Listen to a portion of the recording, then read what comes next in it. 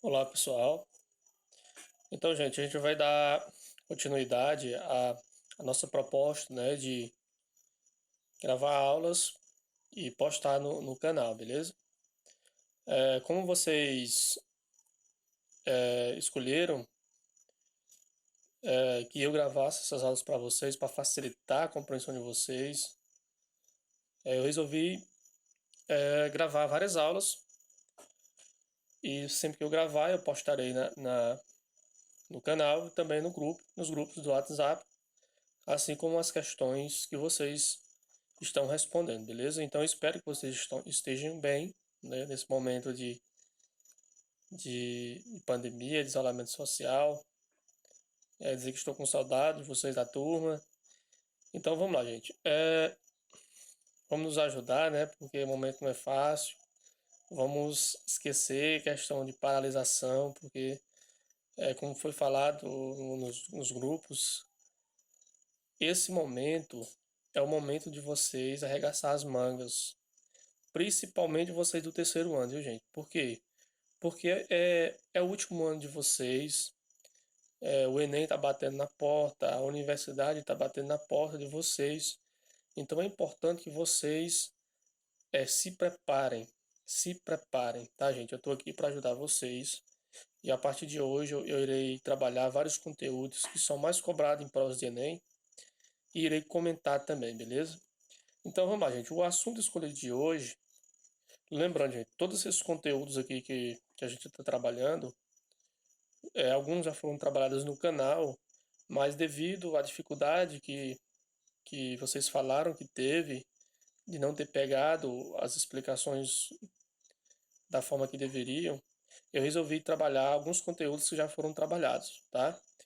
Sempre no final dessas questões, ou melhor, desses conteúdos que serão trabalhados, posteriormente eu vou trazer algumas atividades também, onde a gente vai fazer a discussão nos grupos e também a resolução aqui pelo canal, beleza? Então vamos lá.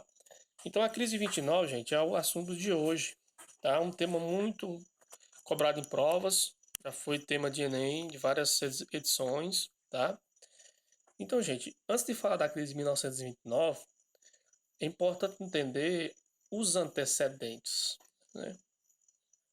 Como que os Estados Unidos estavam antes da crise de 29, né, gente? Vamos entender. Então, vamos lá.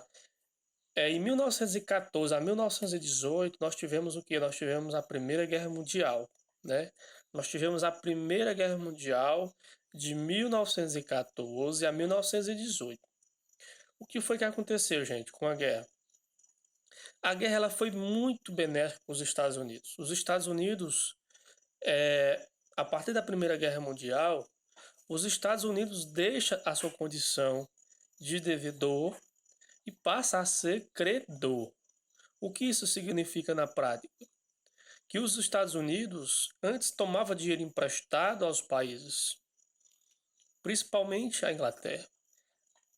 Pós Primeira Guerra Mundial, quando termina a Primeira Guerra Mundial, os Estados Unidos se tornou a maior potência mundial, ou seja, desbancou a maior potência da época, né, que era a Inglaterra. Então, a Primeira Guerra Mundial, tanto a Primeira Guerra como a Segunda Guerra, foi fundamental para o crescimento industrial dos Estados Unidos, tá, gente? Então, o primeiro tópico aí é, é o que eu estou falando para vocês. Após a Primeira Guerra Mundial, os Estados Unidos se tornou a maior potência mundial. Professor, por que isso aconteceu? Porque, gente, a Primeira Guerra Mundial foi uma guerra europeia, ou seja, os confrontos diretos não ocorreu em outro continente, foi na Europa, tá? Então, o território dos Estados Unidos não foi afetado por bombardeios, né? Porque numa guerra, o que acontece numa guerra?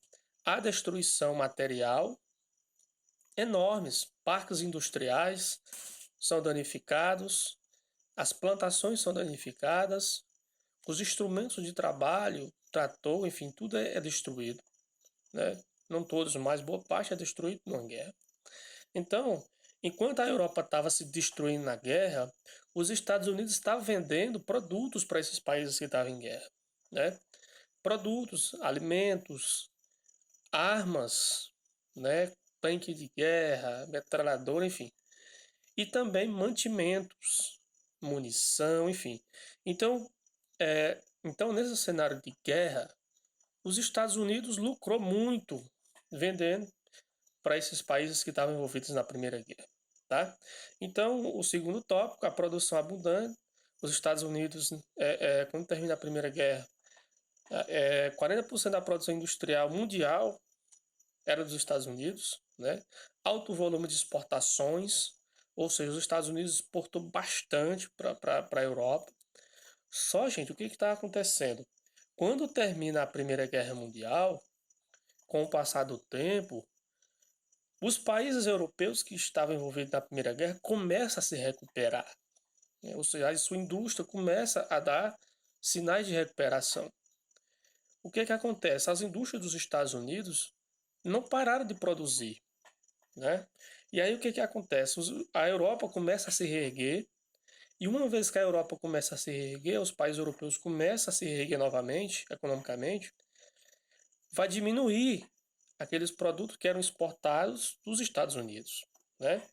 E aí os Estados Unidos deveria ter diminuído a sua produção, mas não, continua produzindo, produzindo, produzindo. E essa produção, gente, tanto era na agricultura como na indústria, tá certo? Acontece o seguinte, gente, com o passar do tempo, vai ter muito produto estocado e vai faltar comprador para esses produtos norte-americanos. Se professor, mais dentro dos Estados Unidos não tinha consumidor para consumir esses produtos que eram produzidos? Não, gente, por dois motivos. Primeiro, o mercado consumidor era pequeno para tamanha demanda, né? Então era produto demais para pouca gente consumir.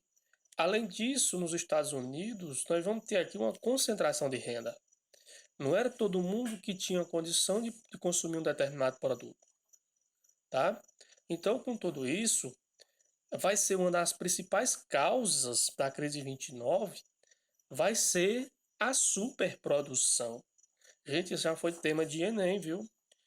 Então, a crise de 29, gente, afetou todos os países capitalistas, tá certo?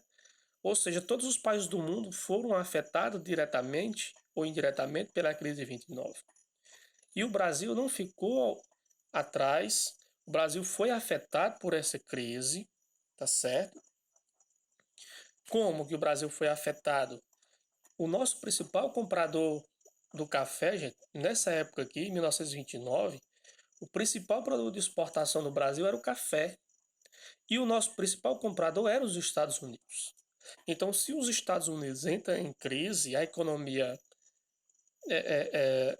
entra em crise, consequentemente, vai diminuir a exportação, os produtos exportados de outros países que os Estados Unidos compram. Então, os Estados Unidos vai parar de comprar o nosso café, que era o nosso principal produto de exportação. Então, o Enem adora cobrar isso, né? Ou seja, pegar um fato, um acontecimento a nível internacional e fazer uma relação com um tema brasileiro. Então, a crise de 29 que aconteceu nos Estados Unidos afetou a nossa economia em cheio, ou seja, afetou o café, certo, gente? Então, uma das alternativas do governo brasileiro para sair dessa crise, né? Porque se o nosso principal produto, que era o café, entra em crise, o que vai acontecer? O governo precisava procurar alternativas. E uma dessas alternativas vai ser investir na industrialização, certo? Então essa foi uma das consequências da crise 29 para o Brasil. Afetou o café e o governo vai tentar sair desse problema investindo na industrialização. Isso no governo de Getúlio Vargas já a partir da década de 30, beleza? Então vamos lá. Então aqui, gente, nós temos um alto volume de exportação, não é isso? Um liberalismo interno. Então, gente, nos Estados Unidos, os Estados Unidos sempre foi um modelo de liberalismo. Professor, o que é liberalismo mesmo? Gente, liberalismo é o seguinte, gente, hoje nós temos no século XXI o chamado neoliberalismo, né? Ou seja, uma nova política econômica aonde existe uma intervenção mínima do governo na economia. Então, os Estados Unidos é esse modelo de liberalismo econômico, tá? Então, nesse tempo aqui, nós tínhamos esse liberalismo econômico, onde existia uma facilidade de crédito, principalmente em bancos. Você tomar dinheiro emprestado num banco era muito fácil nos Estados Unidos para investir numa indústria, tá? E aí, gente, o que vai acontecer? Pouca intervenção do Estado na economia. Aqui nós vamos ter pouca intervenção do governo querer intervir na economia.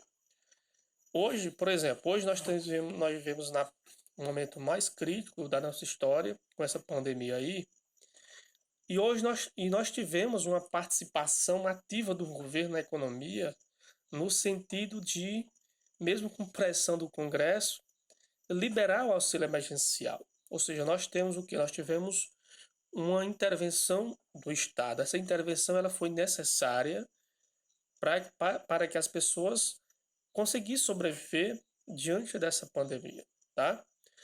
Nos Estados Unidos, gente, nesse período, existia esse liberalismo econômico, essa não intervenção do governo, né? O exemplo que eu estou dando aqui no Brasil foi que houve essa intervenção nesse momento agora da pandemia, tá? Só que o modelo atual do governo, capitaneado pelo ministro da Fazenda, Paulo Guedes, ele é um defensor do liberalismo econômico, né? Ou seja, do neoliberalismo, tá, gente? Então, vamos lá. Então, nos Estados Unidos existe uma agricultura mecanizada. Por isso que eles produziam muito, gente, tá? Porque a agricultura, a agricultura dos Estados Unidos existia tudo que era de moderno. Por isso que eles produziam muito na agricultura, né? Então, os Estados Unidos se tornou o maior credor, já foi falado, né? Pós Primeira Guerra Mundial, ou seja, se tornou a maior potência mundial. Ainda hoje né, gente? Então, se os Estados Unidos quebrar lá, vai afetar todo o sistema capitalista no mundo, porque nós vivemos um mundo globalizado, onde um país depende economicamente do outro, tá?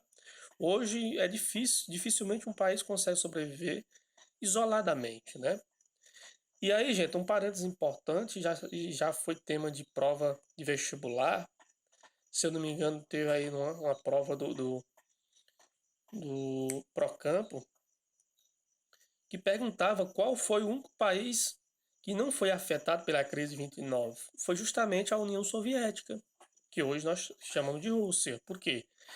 Porque a Rússia, nessa época, a União Soviética, não era capitalista, era socialista. Então, se a crise de 29 foi capitalista, não afetou os países socialistas, no caso, a União Soviética, né, gente? Então, aqui nós temos aqui o protecionismo alfandegário, que é uma espécie de proteger a sua economia, né, proteger os produtos norte-americanos. Nós temos uma concentração de renda, né, gente? Então, os Estados Unidos existia essa concentração, ou seja, a riqueza na mão de uma minoria. Por isso que os produtos norte-americanos, o mercado interno não era suficiente para comprar essa produção. E aqui nós temos uma exploração de operários, né, gente? Nós temos uma ausência de leis trabalhistas, né? Ou seja, nós não temos aqui uma lei que defina a questão, por exemplo, da carga horária, da questão do salário, de desemprego, férias, essa questão não existia. Nós tínhamos ausência dessas leis que garantisse direitos trabalhistas para esses operários, né? Gente, tudo isso, esse é o cenário dos Estados Unidos antes dessa crise de 29, né? Então, nós temos aqui exploração de operários, como eu já falei, uma especulação financeira, gente, investimentos na bolsa de valores. Gente, isso aqui é interessante. Então, o que acontece? Como que acontece esse investimento? Gente, hoje nós temos várias empresas no Brasil que os donos colocam à venda uma parte dessa empresa, né? Então, eu vou dar um exemplo bem prático para vocês, né? Então, vamos colocar aí a Oi. A Oi que é não querem fazer propaganda, né? Então, se eu, empresário, compro uma parte, uma porcentagem da Oi, e amanhã essa empresa ela se valoriza na bolsa, o meu lucro vai ser enorme. De um dia para a noite eu posso amanhecer milionário, dependendo do investimento. No entanto, gente, eu posso, de milionário, se tornar pobre de uma noite, ou de um dia para a noite. Como? Se eu fazer um investimento alto, comprar uma parte de uma empresa na bolsa, e porventura o preço dessa empresa ela cai a valores muito baixos, então a minha perca vai ser enorme, tá? Então aqui nos Estados Unidos as pessoas começaram a querer vender as suas ações e muita gente querendo vender ao mesmo tempo vai gerar o que nós chamamos de especulação financeira, né? Ou seja, o preço das ações dessas empresas na bolsa vai cair bastante e muita gente vai perder patrimônios muito grandes, né, gente? Então aqui muita gente vai ter pessoas que vai se matar porque perdeu muito dinheiro, outras vão ter problemas psicológicos, enfim. Então é o que nós chamamos de crise de 29 ou também grande depressão, tá, gente? Então em provas, geralmente vocês vão encontrar a palavra grande depressão de 29, né? Ou crise de 29, beleza? O crash da bolsa, né? Ou seja, a quebra da bolsa. Então, essas especulação vai quebrar a bolsa. A bolsa de valores de Nova York vai quebrar, né, gente? Então, a quebra da bolsa vai ser o ápice da crise de 29, tá? O ápice. Então, aí, gente, nós vamos ter aí as causas da crise aí, né? Então, vamos lá. Queda das exportações, como eu já falei, a Europa se recupera, e aí aqueles produtos que eram vendidos para os países europeus em guerras não vai ter mais, porque a Europa estava produzindo seu próprio produto, né? Mercado interno insuficiente, como eu falei, né? Ou seja, nós vamos ter aqui poucas pessoas nos Estados Unidos com condição realmente de consumir um determinado produto, o que vai dificultar que essas pessoas consumissem, né? E a principal causa, gente, da crise, como eu já tinha falado no início, é a superprodução, né, gente? Então aqui geralmente prova é o que é mais cobrado quando se cai crise 29, né? As causas da crise: superprodução, ou seja, quando se produz demais um determinado produto, a tendência é o preço cair, né? Então, gente, é a ótica do sistema capitalista, é o chamado lei da oferta e da procura. Então, se tiver muito produto, o mesmo produto para vender, vou dar um exemplo aqui mais claro. Então, hoje, se nós tivermos um inverno bom e dá muito feijão, muito milho, o preço vai cair porque vai ter muito produto à venda. Caso contrário, se a gente tiver um período de seca, esses produtos vão ficar muito caros. É a famosa lei da oferta e da procura, tá? Nesse caso, nos Estados Unidos, tinha muito produto, né? Produto demais. Então, nós vamos ter o excedente, pessoas que vão estocar o seu produto porque vai faltar comprador. E a consequência disso, gente, vai ser os prejuízos, as demissões. Então, um grande empresário, se ele produz um determinado produto e ele não vende esse produto, como é que ele vai conseguir pagar os salários desses servidores, desses empregados? Então, nós vamos ter demissões em massas, nós vamos ter uma retração do mercado, ou seja, a economia vai começar a cair, né? E esse ciclo vai se repetir anualmente, né? Ou seja, nós vamos ter sempre ações das empresas caindo, demissões em massa, né, gente? E aí, gente, nós vamos ter aqui o 24 de outubro de 29, com a famosa chamada Quinta-feira Negra, né? Quinta-feira Negra porque a bolsa ela quebrou no dia de quinta, né? Ou seja, a bolsa vai quebrar, milhões de ações vão ser desvalorizadas, né? Ou seja, muitos empresários vão perder milhões de um dia para o outro, né? E as consequências dessa crise, gente, vai ser isso aqui que a gente viu, né? Que a gente está vendo, na verdade. Desemprego em massa, ou seja, aproximadamente 14 milhões de pessoas vão ficar desempregadas nos Estados Unidos. Eu sugiro, eu acho que eu já passei para vocês, o filme Tempos Modernos de Charlie Chaplin. Quem não assistiu, eu sugiro assistir. O filme de Charlie Chaplin, Tempos Modernos, que é um filme, eu sou suspeito em falar dele, retrata a crise de 29. Vocês podem observar naquele filme que nós temos naquele filme o Charlie Chaplin procura emprego e não encontra. Chega um momento que ele encontra um emprego, só que o que acontece?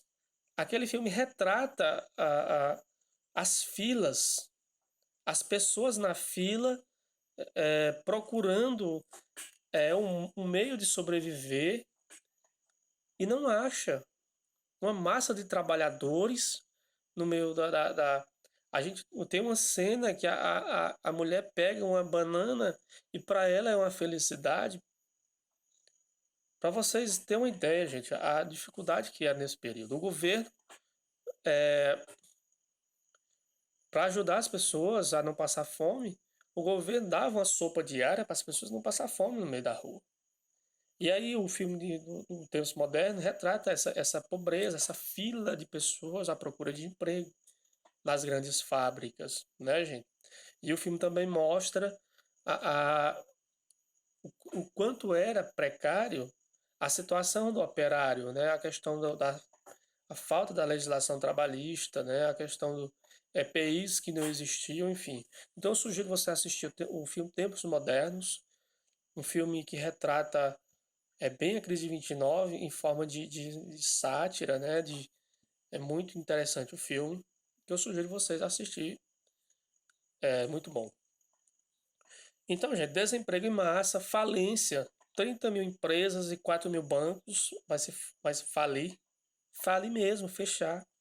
Crise do liberalismo econômico, né, gente? Então, essa política liberal de que é a forma correta de um governante adotar como um planejamento econômico vai cair em descrédito, né? Então nós vamos ter a crise do liberalismo.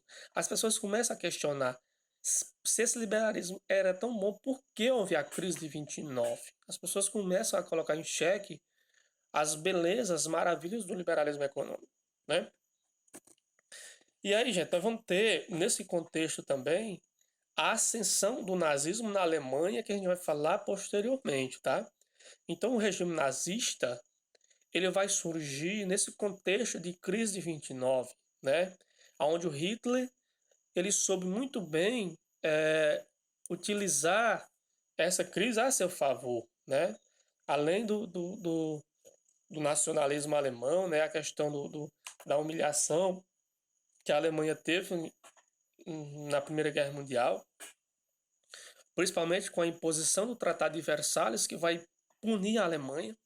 Então, o regime nazista ele vai surgir nesse contexto de crise que a Alemanha passava, né? Então, Hitler vai dizer que a Alemanha precisava de um novo governante, né? Que fizesse com que a economia da Alemanha melhorasse.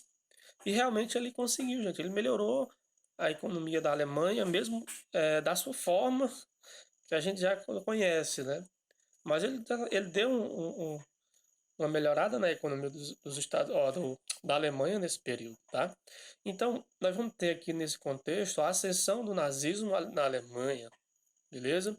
O nazismo eu não vou muito aprofundar, porque vai ter uma aula posteriormente, onde a gente vai discutir mais a fundo essa questão, tá?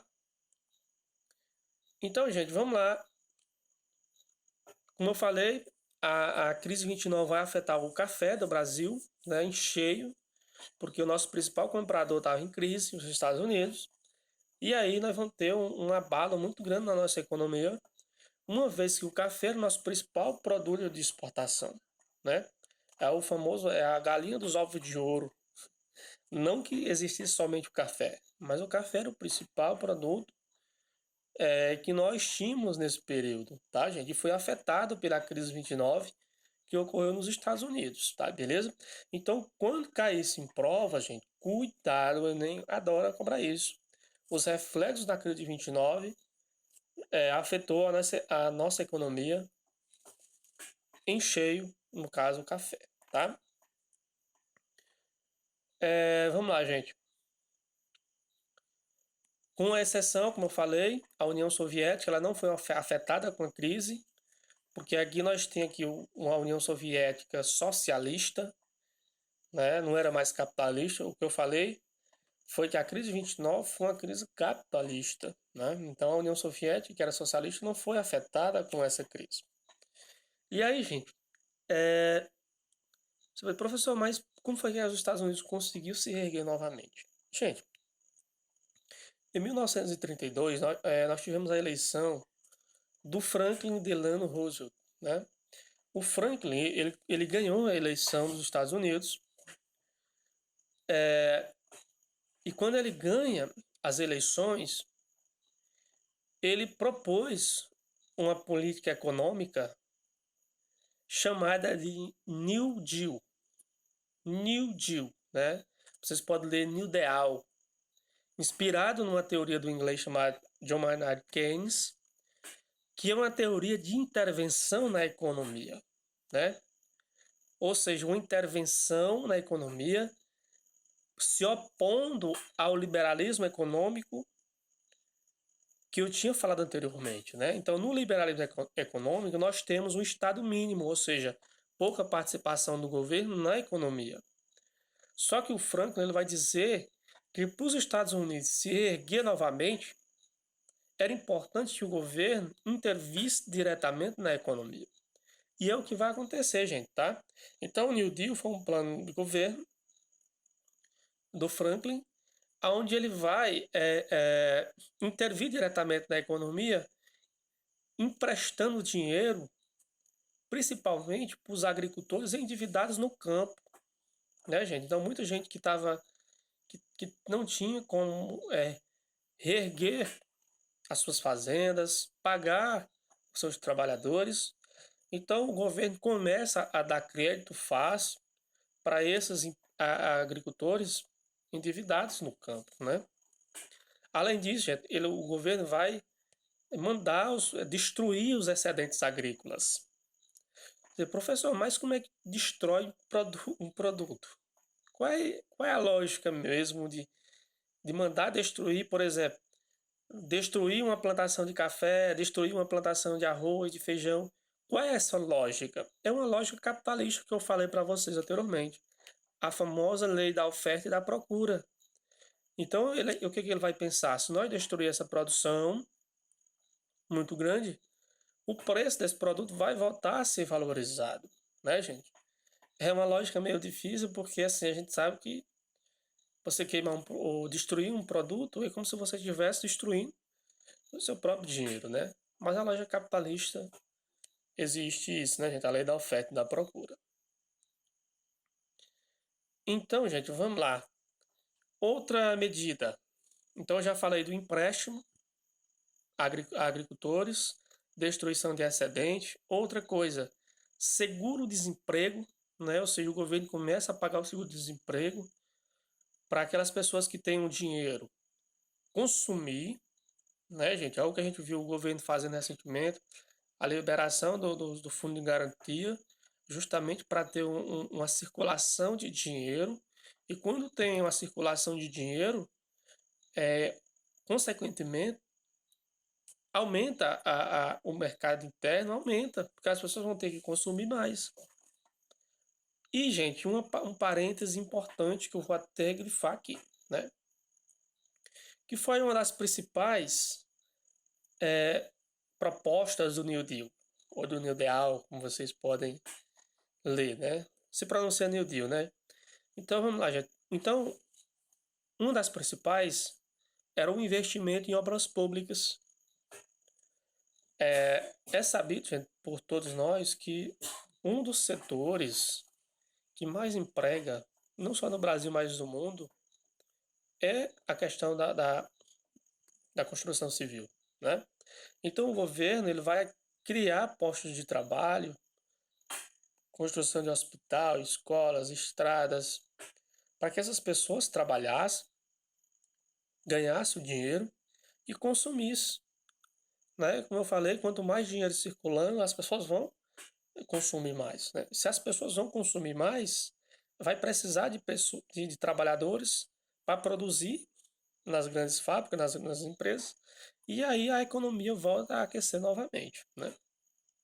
Então, gente, o fato é que o New Deal deu certo nos Estados Unidos, né?